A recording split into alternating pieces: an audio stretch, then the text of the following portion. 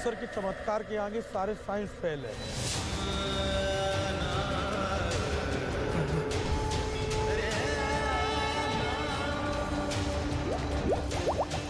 उस दिन से आज तक हमको दवा की जरूरत नहीं पड़ी।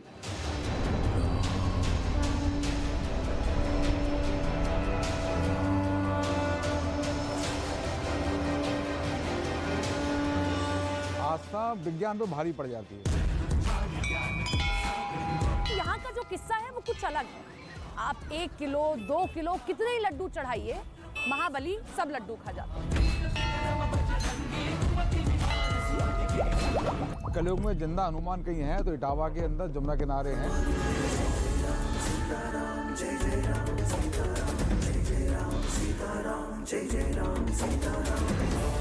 हनुमान जैसे ही उसने 2 टाइल यहाँ से हटाए, हनुमान जी ने उसको अंधा कर दिया।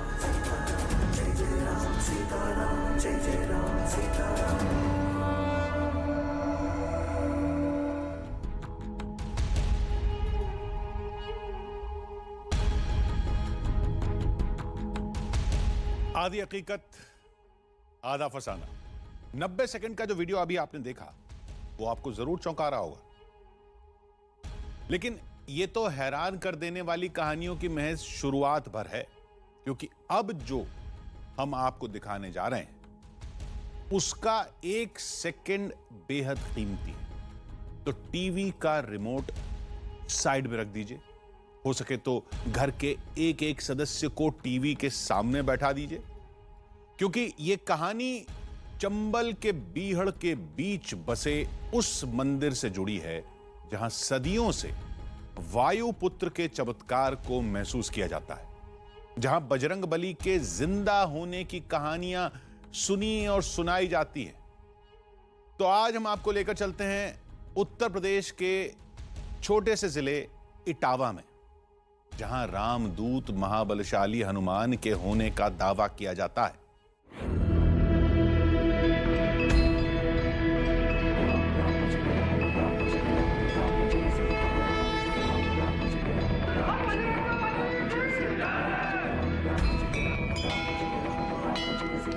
जल में, थल में, वायु में, आप जहां तलाशेंगे वहां वो मिलेंगे, लेकिन किस रूप में कोई नहीं जानता।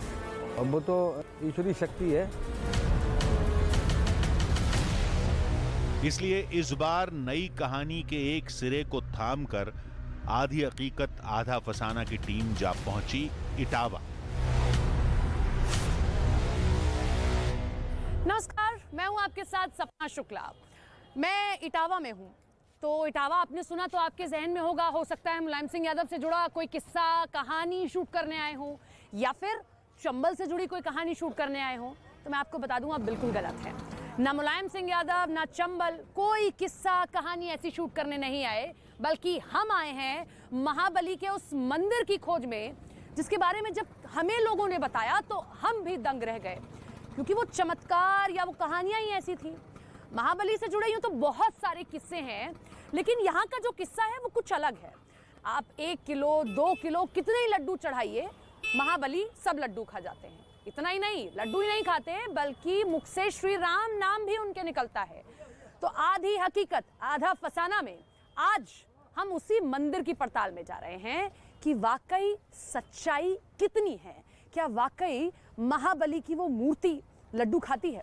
हम भी चलेंगे, हम भी खिलाकर देखेंगे और लोगों से भी जानने की कोशिश करेंगे कि आखिर ये चमत्कार कब से लोग देखते हुए आ रहे हैं। तो चलिए हमारे साथ आज इस मंदिर की पड़ताल। चंबल के बीहड़ के बीच बसे उस मंदिर से जुड़ी हमने जितनी भी कहानियों को सुना था, सब हैरान करने वाली थी। इसलिए आधी हकीकत आधा फसाना की टीम जल्द से जल्द उस मंदिर तक पहुंचना चाहती थी, जिसे सिद्धपीठ पिलुआ हनुमान मंदिर के नाम से जाना जाता है।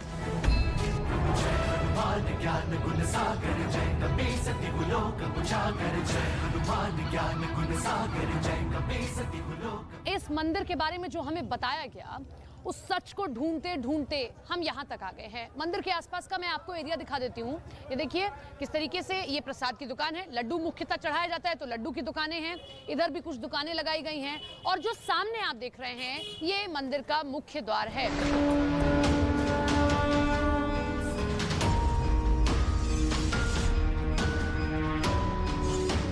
जल्दी ही हमारी टीम उस मंदिर परिसर में पहुंच चुकी थी जहां हनुमान जी के लड्डू खाने का दावा किया जाता है, जहां बजरंग बली के सांस लेने का दावा किया जाता है, जहां स्वयंभू मूर्ति से राम नाम के जाप का दावा किया जाता है। ये वो मंदिर है। मैं मंदिर के अंदर मौजूद हूँ, पुजारी जी मेरे साथ हैं। सबसे पहले मैं आपको स्वयंभू वो मूर्ति दिखाती हूँ हनुमान जी की। ये देखिए, ये हनुमान जी की लेटी हुई मूर्ति है। स्वयंभू मूर्ति कहते हैं इसे, स्वयंभू मूर्ति है। और यहाँ ये मुख है हनुमान जी का। आप यहाँ 1 किलो 2 किलो 3 किलो कितने लड्डू खिला दीजिए, हनुमान जी सभी लड्डू स्वीकार करते हैं। तो ये वो मूर्ति है। पुजारी जी, कितने लड्डू हम खिला सकते हैं, कितने लड्डू स्वीकार कर लेते हैं? आपकी जितनी स्वेच्छा हो उतना लड्डू आप उनको खिलाएं। और आपके सामने है, आप हनुमान जी लड्डू खाते चले जाएंगे। उनका मुखारबिंद कभी नहीं बढ़ता, प्राकृतिक रूप से श्वास लेते रहते हैं। देखो आप मुखारबिंद में बुलबुले से उठते ये जो बुलबुले उठ रहे हैं, ये आप कह रहे हैं कि ये श्वास ले रहे हैं जी, यानी कि जीवित हैं जी। ये आज भी। और हमने सुना है कि श्री राम की ध्वनि भी सुनाई देती है जी। शांति वातावरण में जब रात का समय होता है तब राम राम की धुन सुनाई पड़ती है। तो राम राम कहते हुए सुनाई देते हैं। आपने कभी महसूस किया हो? जी, महसूस किया है। हमने जो सुना, जो देखा, वो वाकई हैरान करने वाला था। हनुमान जी को जितने लड्डू चढ़ाए जाते वो सब उनके मुंह में समा जाते। इसलिए हमने भी ये तय किया कि हम भी अपने हाथों से बजरंग बली की इस स्वयंभू मूर्ति को लड्डुओं का प्रसाद चढ़ाकर देखें। लेकिन ये हम कर पाते उससे पहले हमारी मुलाकात कुछ ऐसे लोगों से हुई जिन्होंने साक्षात यहां बजरंग बली के चमत्कार को महसूस किया है। मेरा बड़ा लड़का पैदा हुआ था तो उसकी बहुत ज़्यादा तबीयत खराब हो गई थी। हमने सारे डॉक्टरों के इटावा, कानपुर, आगरा ले जाकर सब जगह हमने दिखाया, लेकिन इसको कोई आराम नहीं मिल रहा था। फिर हम इसको लेके यहाँ पर आए। हमने यहाँ पर इसको हनुमान जी के पास रख दिया और हमने विनती करी, हनुमान बाबा आप हमारे बच्चे की रक्षा करो। तो उन्होंने वो हम उनसे कह करके चले गए। उसके बाद आज हमारा बच्चा 15 ईयर्स का हो गया है, 15 साल का हो गया है। उस दिन से आज तक हमको दवा की जरूरत नहीं पड़ी। ये हनुमान जी की कृपा से ही आज इतना बड़ा है। जीवन में कई तरह के प्रसंग आए हमारे पिताजी के समय में, हमारे समय में, जो यहाँ हनुमान जी से मांगा वो पूरा हुआ। तो ये चमत्कारिक हनुमान जी है और ये नेचुरल हनुमान जी। यहाँ पर एक मिट्टी का टीला था, उस टीले पर एक पेड़ था पिलुआ का, उसकी जड़ में हनुमान जी प्रकट हुए और उसमें जब लड्डू डालते थे तो वो लड्डू कहाँ जाता था? हनुमान जी के मुख में तो जाता था, लेकिन कहाँ जाता था इसका आज तक कोई पता नहीं। ये कहानियां चौंकाने वाली थी, लेकिन हमें उस चमत्कार को देखना था जिसका दावा हमसे यहाँ के महंत और श्रद्धालुओं ने किया था। तो लड्डू हमने ले लिए हैं और इन लड्डुओं को लेकर 500 ग्राम ये लड्डू हैं, लेकर चलते हैं मंदिर के अंदर।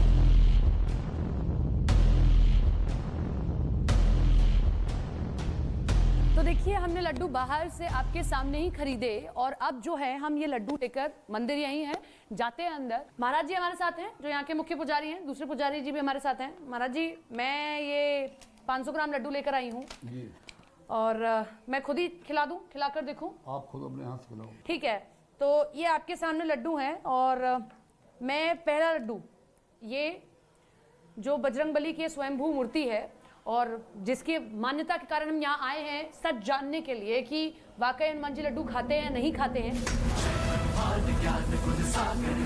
ये पहला लड्डू उनके मुख में डाला, आपने देखा, पहला लड्डू खा लिया उन्होंने, जो हम देख रहे थे। मैं भी विश्वास नहीं कर पा रही हूँ वाकई में लेकिन मेरे कैमरा पर्सन दिखाएंगे आपको कि ये देखिए बुलबुले उठ रहे हैं।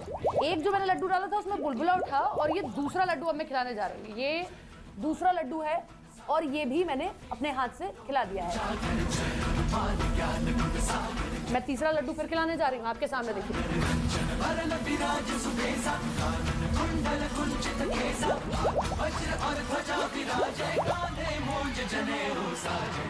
ये 3 लड्डू मैं एक साथ खिलाने जा रही हूँ और अभी तक मैंने एक ही करके लड्डू खिलाए थे। एक और लड्डू चलिए यहाँ पर ले लेते हैं। कहते हैं 3 लड्डू नहीं खिलाए जाते, ऐसा पंडित जी कह रहे हैं, तो 4 लड्डू हमने ले लिए। एक साथ ये 4 लड्डू मैं खिलाऊंगी, ये आप देख पा रहे होंगे, और फिर देखते हैं कि क्या चारों एक साथ खाते हैं नहीं खाते हैं बजरंगबली। तो ये आपके सामने ये 4 लड्डू।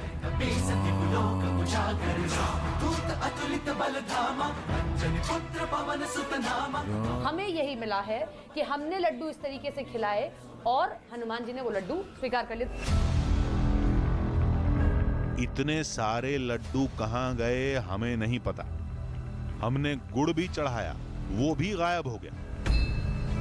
ऊपर से ये बुलबुलों की आवाज, सब कुछ वैसा ही जैसा हमें बताया गया।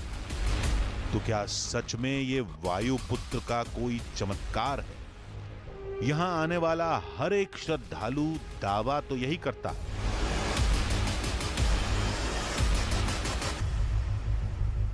वो तो ईश्वरीय शक्ति है, राज भी हो सकता है, लेकिन मेरा मानना है शक्ति है। एक बार नहीं कई बार ऐसा हुआ जब हम परेशानियों से घिरे रहे, मुझे ऐसा लगा कि जीवन में बहुत भारी संकट है, क्या किया जाए। तो हनुमान जी के पास जाते हैं, पिलुआ मंदिर। मेरी वाइफ की एक बार काफ़ी तबीयत खराब रही और डॉक्टरों ने काफ़ी प्रॉब्लमें बताई, तो मैं बाबा के पास गया। वहाँ नियमित 1 से 2 मंथ गया और लगातार वहाँ बैठा। सच्चे मन से मैंने जो भी वहाँ मांगा वो मुझे पूरा हुआ, मेरी सारी मुरादें वहाँ पूरी हुई। नहीं, राज तो कोई नहीं। देखिए, चमत्कार है, ईश्वर के चमत्कार के आगे सारे साइंस फेल है। जैसे एक पेड़ की कई शाखाएं होती हैं, वैसे ही पिलुआ वाले हनुमान जी से भी जुड़ी कई कहानियां हैं। ये द्वापर युग से जुड़ी हुई कहानी है कि जिस समय पांडव लोगों को वनवास हो गया था और भीम ने चकर नगर में कीचक नामक दैत्य का वध किया था और वहां से उन्हें अवमान हो गया। जब जंगल में, घनघोर जंगल में आगे बढ़ रहे थे तो हनुमान जी यहीं लेटे हुए थे। हनुमान जी ने अपनी इतनी पूंछ बढ़ाई कि भीम के रास्ते में जाकर के पूंछ मिली उन्हें। अच्छा। उन्होंने इसको हटाने का बहुत प्रयास किया। जब उनका अवमान चूर हो गया तो हनुमान जी ने उनके गले लगाया, कहा तुम भी पवन पुत्र हो और मैं भी पवन पुत्र हूँ। तब से ऐसी मान्यता है कि दक्षिण मुखी लेटे हुए पिलुआ हनुमान जी के नाम से ये हनुमान जी हमारे विख्यात हैं। और लेटे हुए हनुमान जी तो प्रयागराज में भी हैं, लेकिन हमारे यहाँ लड्डू चढ़ता नहीं है, हनुमान जी लड्डू स्वयं खाते हैं। कहानियों का एक हिस्सा तो इस मंदिर के नाम से भी जुड़ा है। पिलुआ बाबा नाम इसलिए पड़ा कि हनुमान जी के सिर की ओर एक जंगल में जो पिलुआ वृक्ष होता है जिसमें नमोरी जितना फल आता है, सिर की तरफ वो पेड़ था और उसकी झाड़ी में हनुमान जी उसकी डाली के नीचे लेटे हुए थे। यहां जो कुछ हमें बताया गया वो हैरान करने वाला था। इसलिए इन दावों को लेकर बात तभी आगे बढ़ सकती थी जब हमें मंदिर के महंत की इजाजत हो। आप पड़ताल कर सकती हैं, कोई आपत्ति नहीं है। सबसे बड़ी विशेषता यह है कि हम लोगों को जो यहाँ काम करना पड़ता है उसके लिए शाम को अर्जी लगानी पड़ती है हनुमान जी से। अर्जी कैसे अर्जी लगानी पड़ती है? आप अपनी बात जाकर के हनुमान जी से कहोगे और कि हमें कल ये काम करना है, तभी आप यहाँ कोई काम कर पाएंगे। हमें सच्चाई की तह तक जाने की इजाजत मिल चुकी थी। अब हमें ये समझना था कि आखिर बजरंग बली को चढ़ाया जाने वाला प्रसाद जाता कहां है। मंदिर एक टीले पर बना है।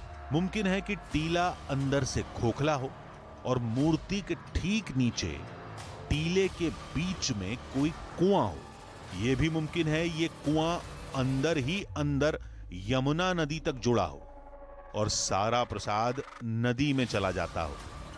यह भी मुमकिन है कि कुएं का तल जमीन से अंदर से होते हुए लायन सफारी या बीहड़ में किसी कुंड या विशाल तालाब तक जाता हो और भक्तों का डाला सारा प्रसाद बहकर वहीं चला जाता हो। ये जानने के लिए हमने सबसे पहले रुख किया मंदिर की छत का।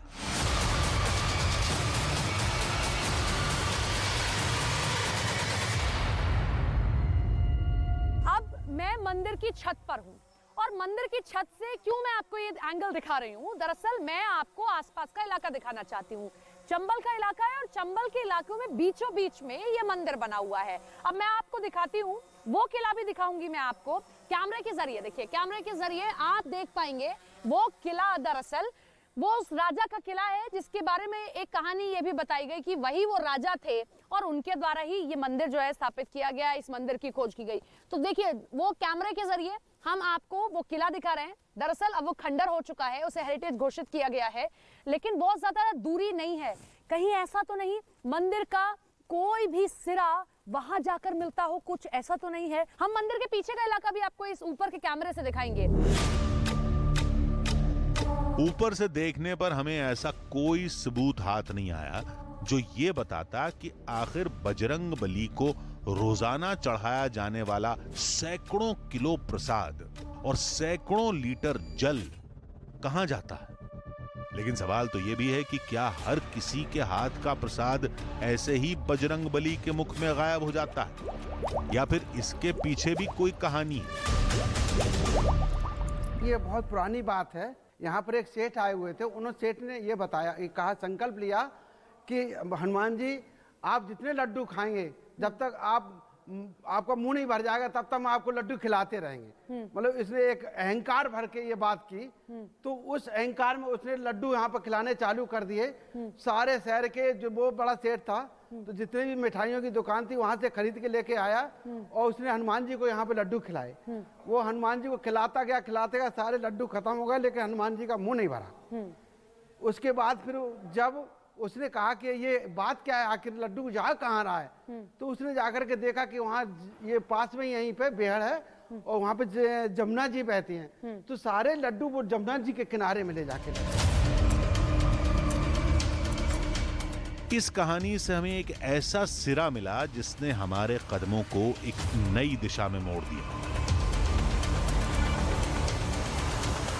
मंदिर के उस रास्ते से मैं यहाँ आई, मुझे लोगों ने बताया कि यहाँ यमुना नदी है। ये देखिए कैसा लग रहा है कि पहली नज़र में ये कोई नाला टाइप है, यहाँ से पानी आता है। ये देखिए आप, मैं थोड़ा सा आगे बढ़ रही हूँ, यमुना जी तो उधर की तरफ है, लेकिन देखिए पहली नज़र में क्या लगेगा आपको, मैं थोड़ा सा दौड़ के आपको दिखाती हूँ जहाँ तक जा सकती हूँ कि ये कोई नाला है क्या, क्या यहाँ से कोई हमें ऐसे जगह दिख जाए, क्या यहाँ लड्डू कहीं इकट्ठे होते हैं, पानी, दूध। लेकिन जहाँ तक नज़र जाएगी आपको क्या नज़र आएगा, पेड़ पौधे। आमतौर पर गांव में जो नदी के किनारे के खेत होते हैं, अपने खेतों तक पानी पहुँचाने के लिए लोग इसी तरीके से जो है रास्ता बना लेते हैं। हमने इसमें कूदकर इसलिए जानने की कोशिश की कि कहीं ऐसा तो नहीं कि यहाँ कहीं एक सिरा जुड़ा हुआ हो जहाँ लड्डू हो या पानी हो या फिर दूध हो या कुछ भी ऐसा मिले जो हमें पता लग सके कि कहीं वहाँ का कोई छोर यहाँ तो इकट्ठा नहीं हो रहा है। यहाँ हमें नहीं मिला। लेकिन अब मैं दिखाती हूँ आपको, थोड़ा सा टर्न होती हूँ। अब मैं जहाँ जा रही हूँ यहाँ है यमुना नदी। मैं थोड़ा सा आगे बढ़ रही हूँ, यहाँ से आपको नजर आएंगी यमुना नदी। ये जो रास्ता जा रहा है, देखिए मैं जिस रास्ते पर चल रही हूँ, ये जो भाग रही हूँ मैं जिस रास्ते पे, यहाँ से अब मुझे साफ साफ देखिए, निजाम जी आप देख पा रहे हो, मेरे कैमरा पर्सन है, देख पा रहे हो, देखिए यमुना नदी दिख गई निजाम जी हमें, जिस यमुना नदी के बारे में लोग कह रहे थे।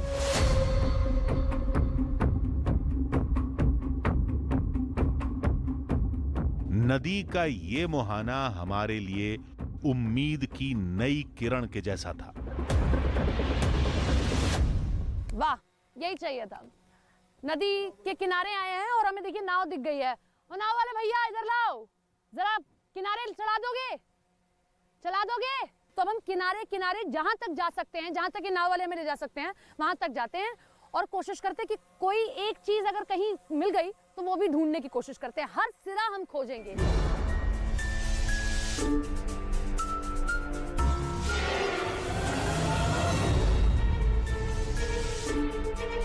नाव में हम इसलिए बैठे हैं क्योंकि नाव के सहारे हम एक नहीं कई किनारे आप देख सकते हैं। हम जो है किनारे किनारे नदी के चल रहे हैं और हर किनारा हम देख रहे हैं। जैसे मैं, आप देखिए कि मैं अब इसी तरफ मेरी नजरें हैं कि कुछ दिख जाए, कुछ हो शायद, लेकिन अभी तो नहीं दिखा है। ये पूरा किनारा हम चलेंगे क्योंकि पैदल अगर चलते तो हम थोड़ी दूर तक चल सकते हैं। नाव हमने इसीलिए ली कि हम और आगे तक जा सकें और आगे तक देख सकें। ये आगे बढ़ रही है हमारी नाव और इसी तरीके से सिर्फ और सिर्फ ये बालू, ये मिट्टी और नदी का ये पानी, अभी तक तो यही दिखाई दिया हमें कि यही 2-3 चीजें हमें दिख रही हैं। मुझे यहाँ ना लड्डू दिखाई दे रहे हैं और ना कोई ऐसी जगह या कोई ऐसा पाइप या कुछ भी ऐसा दिख रहा हो कि मैं आपको बता सकूं, ये दिखा सकूं कि यहाँ पर कुछ भी ऐसा है। लेकिन अब सूरज ढल रहा था। चंबल के बीहड़ में रहने वाले खतरनाक जानवरों के जागने का वक्त था। इसलिए हमने नदी के मुहाने से निकल जाने का फैसला किया और एक बार फिर बजरंगबली के उस मंदिर में जा पहुंचे जहां शाम की आरती का वक्त हो चुका था। क्योंकि हमें बताया गया था कि रात के वक्त जब सब कुछ शांत हो जाता है तब स्वयंभू हनुमान जी की मूर्ति राम नाम का जाप करती है। तो हम आज इंतजार ये भी कर रहे थे कि अब शाम की आरती हो, तब तक भी हम इंतजार करें। तो पंडित जी देखिए आरती से पहले कुछ तैयारियां कर रहे हैं, उनसे जान लेते हैं कि क्या तैयारी कर रहे हैं, कैसे आरती होगी और आरती के बाद में मंदिर बंद कर दिया जाएगा या नहीं। तो पंडित जी ये क्या हो रहा है और कब आप आरती करेंगे? 7 बजे आरती होगी। हाँ, उसके बाद कपाट बंद हो जाएंगे आरती के बाद। अच्छा, सुबह खुलेंगे 5:30 बजे। अच्छा, ये अब आप श्रृंगार कर रहे हैं? हाँ, श्रृंगार उनका चोला चढ़ा रहे। अच्छा, चोला चढ़ा रहे हैं। आरती करने के बाद में आप ये कपाट बंद कर देंगे, फिर सुबह कितने बजे खोले जाएंगे? 5:30 बजे। ये एक चीज और बताइए, आपने कहा था राम नाम भी आप सुन सकते हैं, तो क्या आरती के बाद में हम उस ध्वनि को सुन सकते हैं? बिल्कुल, उसमें माइक लगाओ आप, मतलब जो बुलबुले से आ रही है इन्हीं में राम राम की आवाज आती है। अच्छा,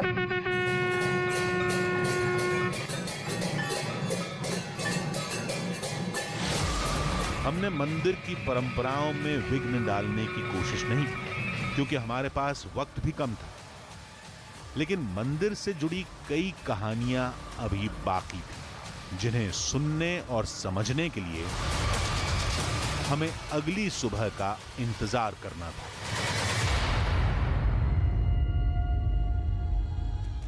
अब आप सोच रहे होंगे कि अगली सुबह का इंतजार क्यों?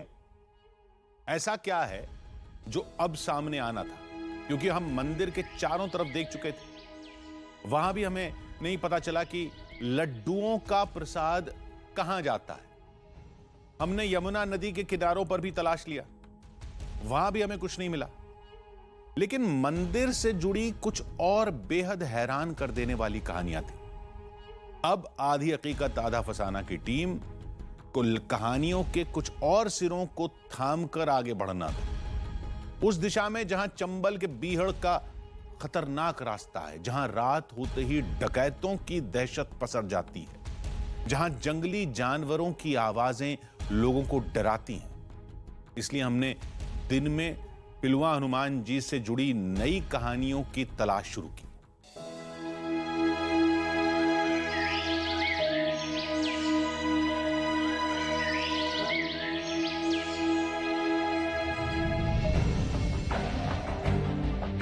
चंबल के बीहड़ में नया दिन अंगड़ाई ले चुका था।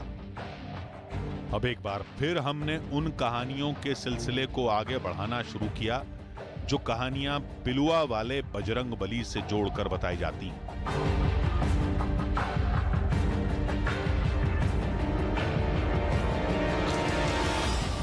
इसकी कोई गहराई आप लोगों ने तो पता की है, हम लोगों ने ना पता की है, ना इसका कोई जानकारी है कि जमुना जी में कोई स्रोत हो। हमने जिससे सवाल किया उसने हमें इस मंदिर के चमत्कार की एक अलग कहानी सुनाई। पहले डॉक्टर ने बताया कि बचेगी नहीं, विकलांग हो जाएगी, मर जाएगी, लेकिन भगवान जी की ऐसी कृपा हुई कि हमारी बहू को कहीं कुछ नहीं हुआ। किसी की बीमारी ठीक हुई, किसी की तरक्की हुई, किसी का जीवन बदल गया। ऐसी न जाने कितनी कहानियां हमें सुनाई गई। लेकिन हमारा दिमाग अब भी उन लड्डुओं में उलझा था जिनका अब तक कोई पता नहीं लगा सका। इसलिए हमने तय किया कि एक बार फिर हम बजरंग बली को प्रसाद चढ़ाकर देखेंगे।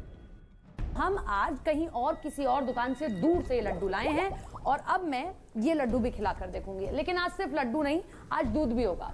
आज मैं आपके सामने दूध भी, लड्डू भी खिलाऊंगी और पानी भी पिलाऊंगी। ये मैंने पहला लड्डू खिला दिया और ये दूसरा लड्डू मैं खिलाने जा रही हूँ। पहला लड्डू आपके सामने खिलाया, ये याद रखिएगा, ये यहाँ के लड्डू नहीं है, मैं बाहर से ये लड्डू लेकर आई हूँ। और ये दूसरा लड्डू, ये भी मैंने खिला दिया। उसके बाद ये तीसरा लड्डू, मैं इस तरीके से 5 लड्डू कम से कम खिलाऊंगी हनुमान जी को। और उसके बाद ये दूध और फिर पानी पिलाऊंगी। ये तीसरा लड्डू मैंने खिलाया, आपके सामने है। अभी तक आपको कोई लड्डू ऊपर आता नहीं दिखाई दिया, कहीं जाता नहीं दिखाई दिया। ये चौथा लड्डू मैंने खिलाया और ये आपके सामने 5वां लड्डू भी मैंने हनुमान जी को खिला दिया। हमने बस आज यही परिवर्तन किया कि कहीं ऐसा तो नहीं कि जो दुकान पास में है उन लड्डुओं में कुछ अलग हो, तो हमने इसीलिए आज बाहर से लाकर लड्डू हनुमान जी को खिलाए। लड्डू खिलाया, दूध पिलाया, पानी पिलाया, लेकिन हमें सब कुछ लगभग पहले जैसा ही दिखाई दिया। इसलिए आधी हकीकत आधा फसाना की टीम ने तलाश की दिशा को नई तरफ मोड़ दिया।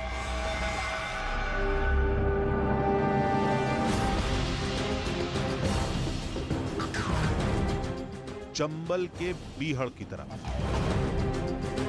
जहां खतरों का कोई और छोर नहीं, जहां तक नजर जा रही है वहां सिर्फ और सिर्फ बबूल के ये पेड़, मिट्टी के ये पहाड़ और ये जंगल नजर आ। तो ये जो आप चंबल देख रहे हैं, ये जो आप इलाका देख रहे हैं, यहाँ पर भी हम जाकर पड़ताल करने की कोशिश करते हैं इन डाँड़ों के बीच में। दरअसल चंबल में जितने भी ये मिट्टी के पहाड़ होते हैं ना, डाँड़े बोलते हैं, तो इन डाँड़ों के बीच में भी जाकर हम देखने की कोशिश करेंगे कहीं ऐसा तो नहीं कि बहुत पुराना गड़ी पर बना हुआ मंदिर है, कोई ऐसा पाइप, कोई ऐसी जगह, कोई ऐसा केंद्र हो जहाँ पर पानी या वो लड्डू इकट्ठे हो रहे हो। तो इन पर भी जाकर देखना बहुत ज़रूरी है।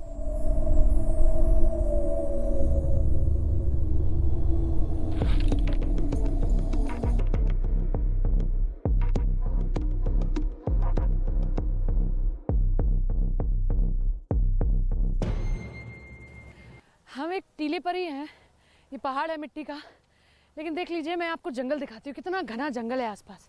ये देखिए, जहाँ तक नज़र जाएगी आपको ये मिट्टी के ऊंचे ऊंचे पहाड़ और ये जंगल नज़र आएगा। इस पूरे जंगल में कई किलोमीटर ये लंबा जंगल है।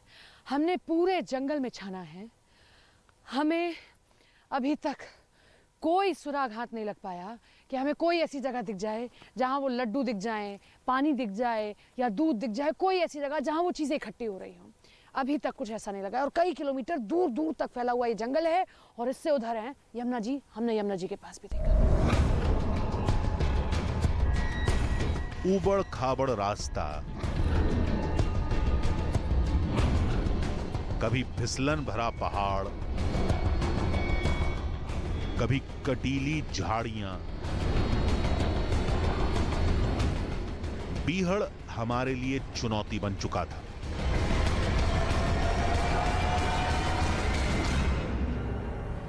तो देखिए, ये आसपास का जंगल है जहाँ हम आए हैं और बहुत घना जंगल है। कांटे भी हैं यहाँ पर, ये बबूल के पेड़ हैं और इसके कांटे ऐसे होते हैं कि आपके जो आपने पहन रखा है फुटवेयर उसमें भी सुराख करके चले जाएंगे। लेकिन हम कोशिश इसलिए कर रहे हैं क्योंकि हमें वो जगह ढूंढनी है।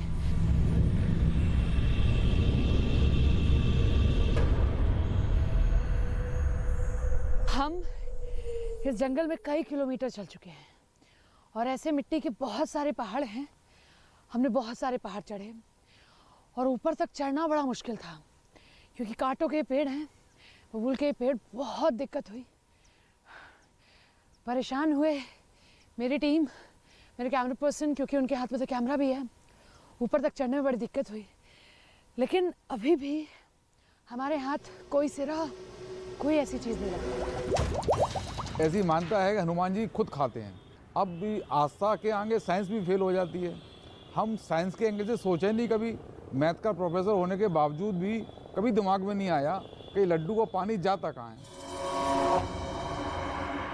जानकारों के मुताबिक इसका राज धाम की ऊंचाई में छिपा हो सकता है। बताया जाता है कि यहां कभी एक बड़ा टीला हुआ करता था और उसी टीले के ऊपर आज ये मंदिर बना हुआ है।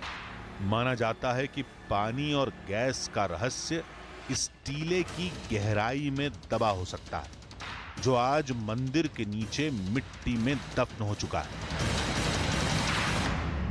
वहाँ पर जब तक कि उत्खनन नहीं होता तब तक हमें खुदाई नहीं होती, उत्खनन नहीं होता तब तक हमें उसकी जो वास्तविक व्यवस्था है साइंस के हिसाब से, वैज्ञानिक दृष्टिकोण से अगर देखें तब तक हमें पता नहीं चल सकता। महावीर या हनुमान जी की वो मूर्ति प्रसाद खाती है, वहाँ प्रसाद जाता है, ये मैंने भी देखा है कई बार जाकर।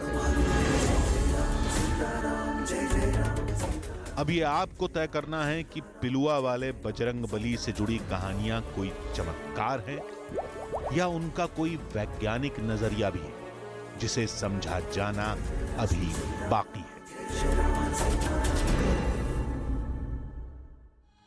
धार्मिक आस्था से जुड़ी बातों को विज्ञान की कसौटी पर नहीं कसा जा सकता, क्योंकि ये मान्यता के आधार पर चलती है। पिलुआ वाले बजरंग बली की कहानी भी ऐसी ही है। फिलहाल वक्त हो चुका है एक विराम का। अगले हफ्ते होगी एक नई कहानी, एक नया बहाना। आधी हकीकत, आधा फसाद।